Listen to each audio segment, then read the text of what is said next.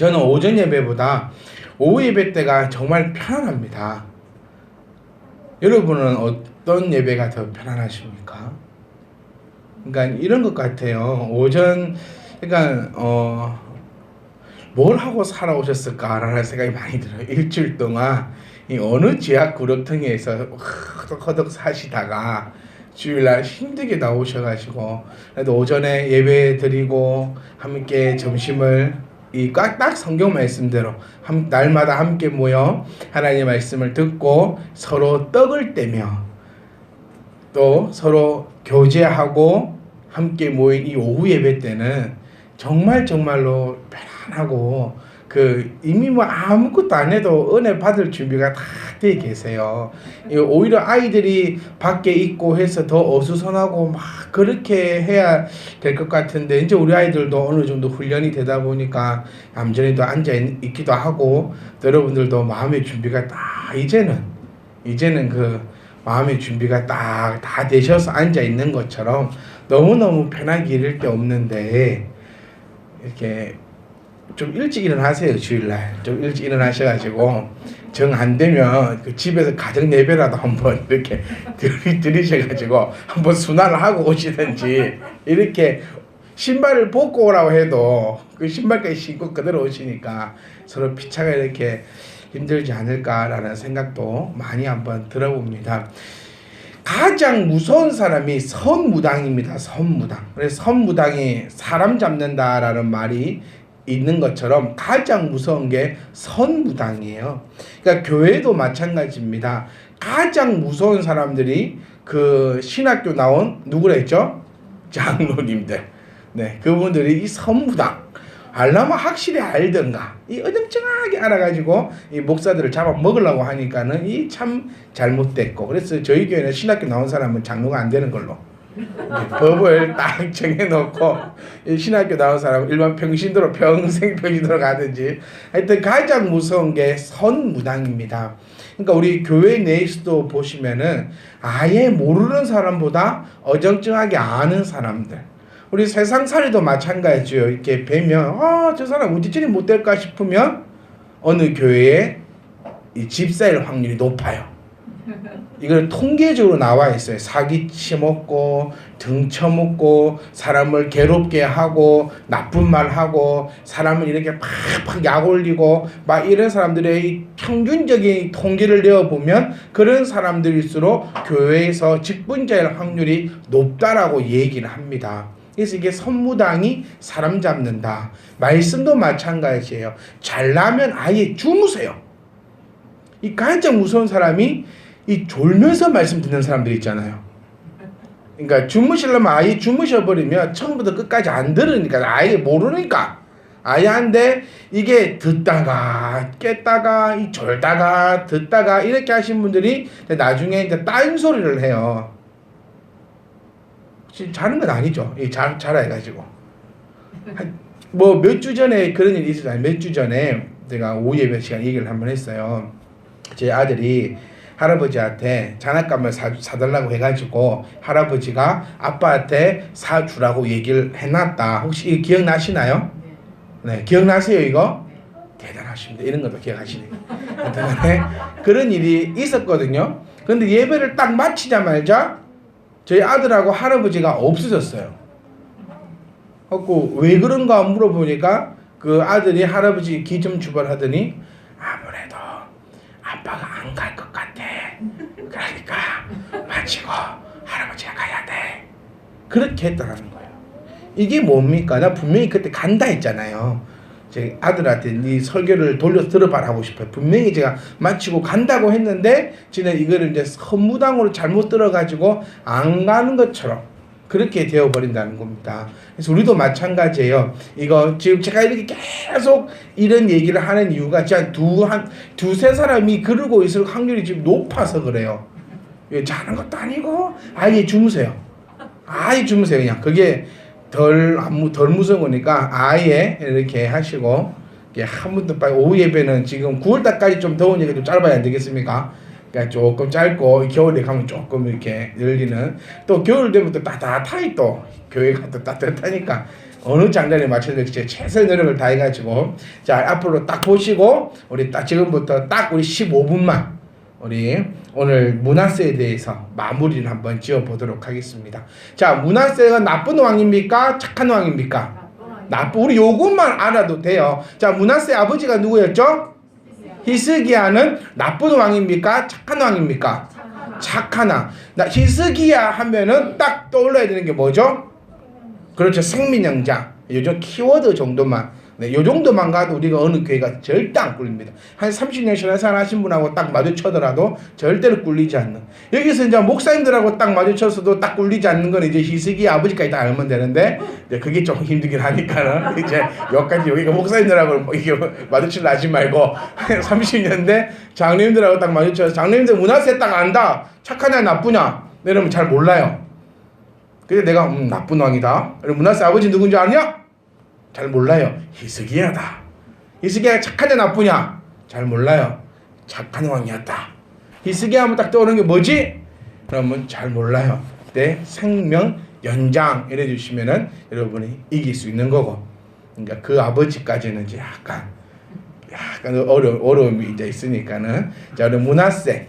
자, 므낫세는 우리가 계속 지금 악하다 그럼 히스기야가 100% 착한 왕이었냐라고 했을 때는 우리는 거기에 대해서는 장담할 수 없습니다. 성경에서 지금 얘기하고 있는 것은 일반 역사, 우리 일반 역사에 대해서 얘기하고 있는 것이 아니라 우리 지금 하나님의 관점에서 나오는 역사예요. 자, 세종대 왕은 착한 왕입니까? 나쁜 왕입니까? 왜 착한 왕이죠? 그렇죠. 뭐 세종대 왕의 업적은요? 한글 창제. 그 다음에 예? 혼자 뭐라 하는 거야? 뭐라고요?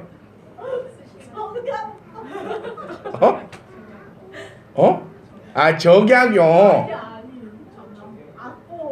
악보. 네.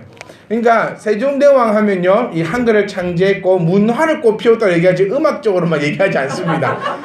세종대왕이 악보도 만들었나 봐요. 악보를 만들었어요, 세종대왕이. 네, 악보를 그러니까 문화를 이렇게 꽃피웠고, 그다음에 군사적으로도 아주 튼튼하게 쓰시마도 정보를 하기도 하고, 그다음에 뭐 무관 과학자들 이런 거 이런 신분에 이런 거 안 하고 다 이렇게 등용하고 막 이렇게 돼가지고 우리는 세종대왕을 착한 왕이라고 얘기하지만 일반 또 역사학자들 가운데에서는 세종대왕을 악한 왕이다라고도 하는 이 역사학자들도 많이 있습니다. 그러니까 역사는 어느 관점에서 보느냐에 따라서 완전히 달라지는 그런 관점들을 가지고 있다는 것을 기억하시고, 지금 우리가 보는 이 관점은 하나님의 관점에서 왕을 바라보는 겁니다.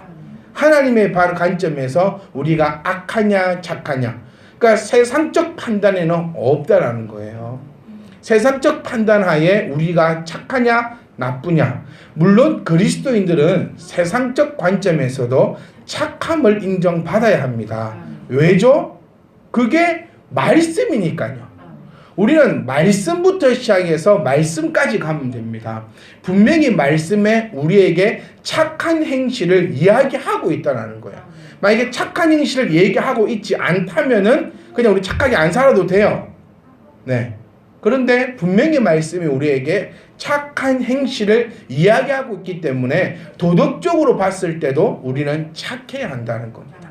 기독교인들이 이런 얘기를 많이 들어요. 너희끼리 잘 먹고 잘 살아 먹어라. 왜? 너희끼리 구원받는다. 우리끼리 얘기할 때 여기서 구원 못 받는 사람 한 명도 없어요. 한 10,000명 있는 교회가 가지고 여러분 주 예수 이름으로 구원받을 줄 믿습니까? 하면 한 명도 안 빼고 전부 다 아멘 한다는 거예요. 그러니까 교회 밖에 있는 사람들은 너희끼리 잘 처먹어라 라고 얘기하는 것이, 밖에서 볼 때는 그렇지 못한 행동을 하면서 안에서는 너희끼리 구원받았다고 신났다고 지질 뽑고 그렇게 하니까 그렇게 될 뿐이라는 거예요. 근데 하나님이 지금 말하고 있는 의인이냐 악인이냐는 것은 하나님 관점에서 볼 때 중심인 것을 우리가 바라보시면서, 히스기야도 물론 일반 역사적으로 보면 나쁜 행실도 많이 있습니다. 그러니까 히스기야 히스기야가 왜 일반 관점으로 볼 때는 나빴다라고 할 수 있는 그 열매가 뭐냐면 그의 아들이 열매라는 겁니다. 우리 사무엘도 아들들이 별로입니다. 그렇죠? 그러니까 우리가 이 영육 간의 균형을 잘 잡아야 된다는 거예요. 하나님 관점에서, 성경적 관점에서는 이가 그랬는지 몰라도 일반적인 관점에서 볼 때 히스기야도 뭐 모든 것이 완벽했던 그런 왕은 아니다라는 것을 우리가 기억을 하시면서 오늘 본문의 말씀을 함께 보기를 소망합니다. 일단 우리 므낫세, 우리 지난주에 한번 봤던 것처럼 므낫세의 가장 큰 죄가 뭐라고 했죠? 우상숭배입니다. 므낫세뿐만 아니라 모든 왕에 있어서 가장 큰 죄악으로 치부하는 것이 우상숭배입니다. 하나님께서 가장 싫어하는 것이 우상숭배다. 우리는 지난주에 한번 나누어 봤습니다. 우상숭배가 가지고 있는 가장 중점적인 요인이 뭐냐? 우리가 그냥 절하고 뭐 그것이 주요 용점이 아니라 우상숭배의 키포인트는 하나님을 대적하는 겁니다. 이게 우상숭배라는 거예요. 그러니까 꼭 깎아놓고 만들어놓고 이렇게 해놓고 막 절을 하는 것만이 우상숭배가 아니라 하나님을 대적하는 행위가 우상숭배고, 하나님은 자기를 대적하는 자는 결단코 용서치 않으시는 분이 하나님이시라는 거예요. 그러니까 우리가 이 하나님을 생각할 때에 제발 내 관점으로 생각하면 안 돼요. 하나님은 뭐다? 사랑이시다. 이래서 어찌 하나님을 대적하는 자도 뭘 해야 된다? 용서해야 된다라는 그 관점으로 우리가 나아가게 되는데, 하나님은 사람이 아닙니다. 이해가십니까? 하나님은 사람이 아닙니다. 남편과 아내가 서로 이렇게 하고 이렇게 해도 이렇게 용서하고 또 살아가고 하는 것 같은 그런 관계가 하나님과 나와의 관계가 아니라고요.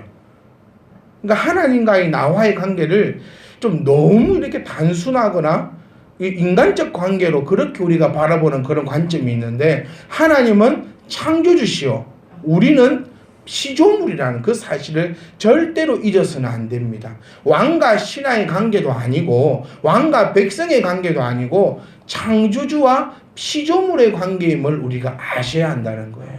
그래서 하나님이 우리에게 말씀하신 바입니다. 그러니까 하나님도 이 말씀 안에서 운용해 나가시는 것을 우리가 볼 수 있다는 거예요. 말씀에서 하나님이 분명히 우리에게 약속하신 게 뭐냐면 나를 대적하는 자 결단코 용서치 않는다는 겁니다. 그 행위가 뭐냐? 그것이 바로 우상이라는 거죠. 그래서 하나님의 약속하심은 그 우상도 내가 깨어버릴 것이고 그 우상을 섬기는 자도 깨어버릴 것이다. 왜냐하면 그것은 나를 대적하는 행위이기 때문에.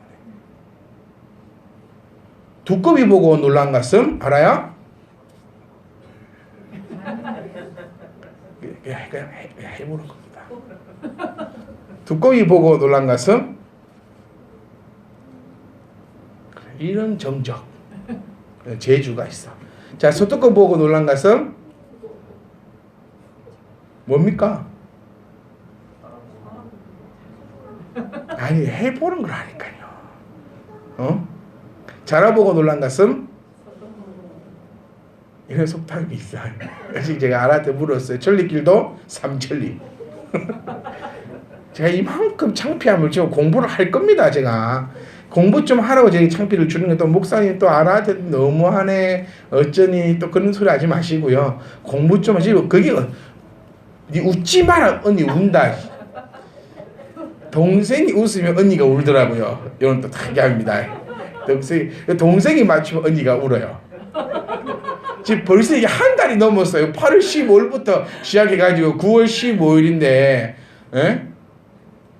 금강산도 19경이나 하지 않나, 그런 게 있어요. 이거 팩트입니다. 이 꾸며내는 게 아니라 이거 있는 사실 그대로 금강산도 19경 이런 말들이 있습니다. 우리 청년부 재밌어요. 이렇게 하다 보면. 그러니까 자라보고 놀란 것은 소뚜껑 보고 놀란다고. 하나님은 자라보고 놀랬어요. 그게 뭐였습니까? 언약의 파괴 아닙니까? 아담과 하와의 언약 파괴. 그러니까 자라보고 놀란 것은 우상숭배만 하는 것만 봐도 이제 하나님 심장이 벌렁벌렁 하신다는 거예요. 그러니까 우리가 결단코 해서는 안 되는 것이 바로 이 우상 숭배입니다. 우상은 여러분 다 아십니다. 이제 하나님보다 더 사랑하는 것은 무엇이든지 간에 우상이라는 것. 하나님은 사랑의 하나님 우리가 기억해서 되는 게 아니라 하나님은 질투의 하나님이다. 하나님은 언약의 하나님이심을 우리가 기억을 하셔야 한다는 겁니다. 자, 이 므낫세 왕의 가장 큰 죄는 바로 우상 숭배. 그러니까 뭐냐면요, 이거예요. 애 자식이 좀 빗나가게 컸다는 게 뭐냐면 히스기야는 하나님을 섬겼습니다. 그도 그럴 수밖에 없는 게 그의 생명이 연장되는 일까지 겪었으니 하나님을 얼마나 섬겼겠냐고요. 그러니까 우리가 조금 생각해 보면 히스기야에게도 조금 지혜가 있었다면 어땠을까? 그러니까 영육 간의 조화를 이루었으면 얼마나 좋았을까? 우리 저 어릴 때마다 해도 이런 엄마도 많았거든요. 쉬운 말로 예수님한테 미친 게 아니라 교회에 미쳐가지고 이거 차이가 큽니다. 내가 지금 예수님에게 미쳐 있느냐 반대로 교회에 미쳐 있느냐 이 관점 커. 그러니까 저는 여러분에게 부탁드리고 싶은 게 교회에 미치지 말라는 거예요. 우리는 어디에 미치자? 예수님한테 미치자는 겁니다. 교회에 미치면 가정을 버립니다. 교회에 미치면 이게 무슨 말인지 이해가세요? 그러니까 교회에 미쳐버리면 안 돼요.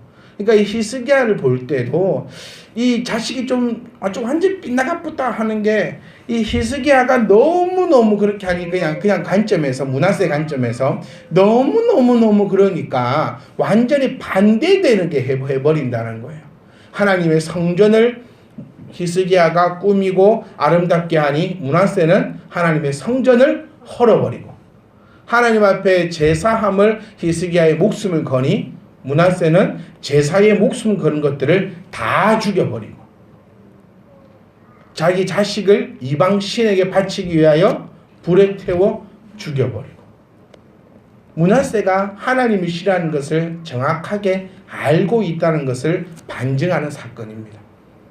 그러니까 부모가 자녀에게 올바른 신앙을 보여주지 못했던 것이 아닌가라는 생각을 하게 된다는 거예요. 그래서 부모된 우리들이 자녀에게 성경 읽어라라고 하지 말고 어떻게 하자 했죠? 성경을 같이 봐야 합니다. 교회 가라가 아니고 함께 교회 가는 겁니다. 순종해라가 아니라 함께 순종하는 것입니다. 그리 될 때야 자녀들이 신앙 안에서 바르게 클 수 있다는 거죠. 그래서 이 므낫세는 하나님 앞에 이런 죄를 짓고 나서 그리고 선지자가 그들의 죄를 경고합니다. 이때 얼마나 죄가 컸냐면 이스라엘 죄악은 가나안 본토인들보다 더욱 심했다라고 표현되어 있어요. 가나안 본토. 가나안이라는 것이 지금 그들이 살고 있는 반도를 얘기하고 있고요. 원래 살고 있던 하나님을 모르던 자들보다 죄가 더 심해졌다라고 표현하고 있습니다.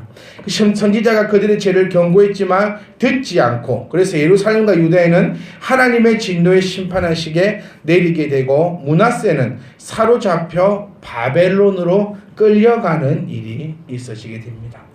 여호와를 배척하고 회개하지 않으므로 여호와께서는 아수르 군대를 하여금 그를 대적해 했고 아수르 군대에게 완전히 짓밟히게 된다는 것입니다.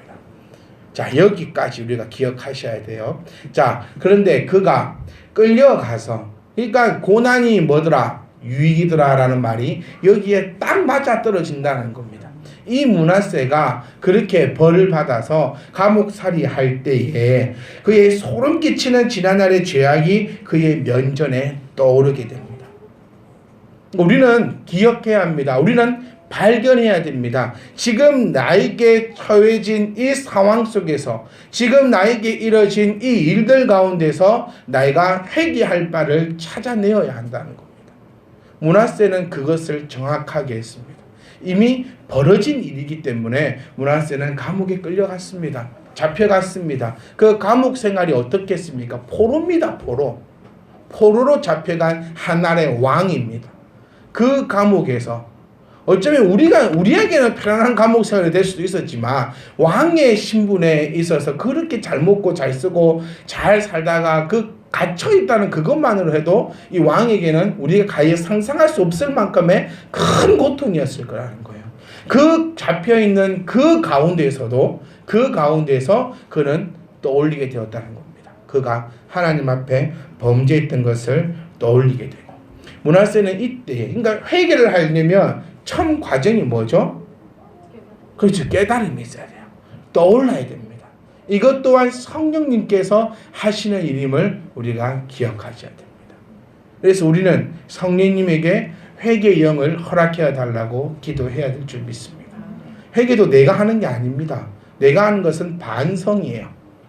이거 기억하시죠. 내가 하는 것은 반성이고, 반성문 쓰듯이 반성하는 것이고, 성령님이 나를 움직여서 내 심년의 안에 있는 것까지 끄집어내어 기독케 하시는 것이 바로 회개라는 겁니다. 이렇게 그 속에서 회개합니다. 회개하고 기도 응답을 받은 체험으로 여호와만이 참 하나님이심을 확실히 깨닫게 됩니다. 그러니까 아는 것과 깨닫는 것은 다르다는 거죠. 내가 하나님을 알고 있는 것과 내가 여호와만이 참 하나님을 깨닫는 것은 천지 차이입니다. 이 깨닫게 하시는 이도 누구시죠? 바로 성령님이심을 우리가 기억하셔야 된다는 겁니다. 성령님을 돕는 분이라고 했습니다. 헬퍼, 돕는 자다. 그 성령님이 우리로 하여금 깨닫게 하셔야지만 회개할 수 있고, 또 성령님이 우리로 하여금 깨닫게 해야지만 하나님만이 참 여호와이심을 인정할 수 있게 됨을 우리가 기억하셔야 됩니다. 그의 회개는 절실했습니다. 그러니까 반성이 아니라는 거예요. 그의 회개는 절실했고, 진리의 대적자였던 그가 진리에 사로잡히게 되었습니다. 누가 떠오르죠? 바울이 떠올라야 됩니다. 진리의 대적자였던 그가 이제 진리의 수호자가 되어버린다는 겁니다. 이제 그의 마음에는 기쁨과 평안이 찾아옵니다. 요게 회개입니다. 회개하기 위해서는 성령님이 나를 붙들어서 나의 죄를 기억나게 하시고, 성령님의 이끌림 받아 내가 회개하게 되고, 그 회개하게 되니 여호와가 참된 여호와임을 깨닫고 인정하게 되고, 그 뒤에 따라오는 것이 세상이 줄 수 없는 기쁨과 평안이 나에게 찾아옴을 우리는 기억하셔야 합니다. 그리고 므낫세가 그 과정들을 겪고 나니 하나님께서 그의 간구를 들으시고 그의 왕위가 회복되었다는 겁니다. 그런데 여기서 기억해야 될 것, 죄의 싹은 분명히 따라온다는 것을 우리가 기억해야 돼요. 므낫세가 왕위는 회복했지만 그러나 그의 죄의 결과로 민족은 멸망하게 됩니다. 그러니까 우리가 뭐 하지 말자? 죄짓지 말자라는 겁니다. 그런데 이 또 반전. 그런데 자기가 돌아왔고 민족이 망했을 때에 예전의 모습 같았으면 땅치고 방바닥 끓고 한탄하고 울고 난리를 쳤을 건데, 그는 새 사람이 되었기 때문에 그런 모습을 내오지 않았습니다. 그는 오히려 그 상황에서 그는 하나님만을 의지하는 모습, 하나님의 은혜로 말미암아 새로운 피조물이 되었음을 우리는 기억해야 한다는 겁니다. 자, 그는 하나님의 은혜로 말미암아 새로운 피조물이 됨으로써 악한 자신과 끔찍한 과거에서 벗어나게 된다는 겁니다. 자, 회개의 열매, 빠밤, 벗어나는 것입니다. 회개했다는 것은 과거로 돌아가지 않는다는 것을 의미한다는 거예요. 이것이 진정한 회개의 열매임을 우리가 기억해야 되고, 회개한 후에는 책임을 지는 모습을 가질 수 있다는 것입니다. 그는 죄를 지었습니다. 그 죄값으로 말미암아 그가 포로로 잡혀갔습니다. 포로로 잡혀갔을 때 그 고난을 통하여서 성령이 붙들림 받고, 성령이 붙들림 받아 과거의 죄악들이 떠오르게 되고 회개하게 되며 하나님이 참된 하나님을 깨달아 고백하게 되며, 그 뒤에 세상이 줄 수 없는 기쁨과 평안이 그에게 찾아왔지만 사실 결과는 망해버렸다는 겁니다. 결과가 변하지는 않았어요. 하지만 그 결과 후의 것들이 완전히 달라져 버리는 모습을 우리는 므낫세를 통하여서 발견해 볼 수 있다는 겁니다. 악한 왕에서 이제는 하나님 보시기에 거룩한 왕으로 되어져 가는데, 유다가 망하고 민족이 망했을 때, 그는 왕이 되었을 때 그는 완전한 회개를 통하여서 유다의 방위를 위해서 노력하고, 육적으로 노력하고요, 영적으로는 우상 시설들을 제거하고 여호와의 단을 보수하고 하나님께 제사를 드리는 모습을 므낫세는 나타내기 시작합니다. 다르게 보면요, 완전히 망해버렸어요. 아무것도 남지 않았어요. 왕은 왕인데, 왕은 뭐가 있어야 왕입니까? 백성이 있어야 왕이에요. 근데 그의 민족이 짓밟힘을 통하여서 아무것도 가지고 있지 않는 이 상태, 포기해버리는 이 상황에서 므낫세는 더욱더 열심을 내었다는 겁니다. 방위를 위해서 노력했고, 하나님 앞에 예배함에 완전한 최선의 노력을 다했다는 것입니다. 하나님께서는 가장 악한 죄인이라도 회개하고 돌아오면 구원하신다는 것을 므낫세를 통하여서 보여주고 있습니다. 악한 왕이었습니다. 그는 엄청난 죄를 짓고 여호와의 진노로 형벌까지 받은 아주 악한 왕이었습니다. 그러나 므낫세는 회개했습니다. 그랬더니 하나님은 용서하시고 마음의 기쁨과 평안을 주시고, 그리고 그는 회개의 열매를 맺었음을 우리가 볼 수 있다는 것입니다. 우리의 죄가 아무리 더럽고 흉악한다 할지라도 하나님 앞에 반성이 아니라 진정으로 회개할 때에 깨끗함을 받을 수 있다는 것을 우리는 기억하셔야 합니다. 므낫세에게는 결단력이 있었습니다. 어떤 결단력이요? 회개라는 것은 과거의 것을 부정한다는 내용입니다. 그래서 나이가 들면 들수록 회개하기가 쉽지 않습니다. 매일 입으로 하는 그 회개 말고요, 하나님, 내가 마음으로 또 누구를 미워했네요, 용서해 주시옵소서. 요 회개는 쉽고요. 이거 말고 진짜로 여호와 앞에 나의 죄를 내려놓고 하는 그 회개는 나이가 들면 들수록 쉽지 않습니다. 왜냐하면 10년 산 사람은 10년의 역사가 있고요, 30년을 산 사람은 30년의 역사가 있고, 60년을 산 사람은 60년의 그 역사가 있지 않습니까? 하나님 앞에 회개한다는 것은 그 60년의 삶 전체를 부인하는 것이니까요. 므낫세에게도 쉬운 것은 아니었습니다. 지금 자기가 감옥에서 하나님 앞에 회개한다는 것은 지난날 동안 해왔던 왕의 모든 것이 하나님 보시기에 잘못되었다, 내 인생 헛살았다라고 고백하는 것이거든요. 근데 므낫세는 그 일을 감당할 수 있는 신앙의 사람이었다는 겁니다. 사랑하는 성도 여러분, 우리는 기억하셔야 됩니다.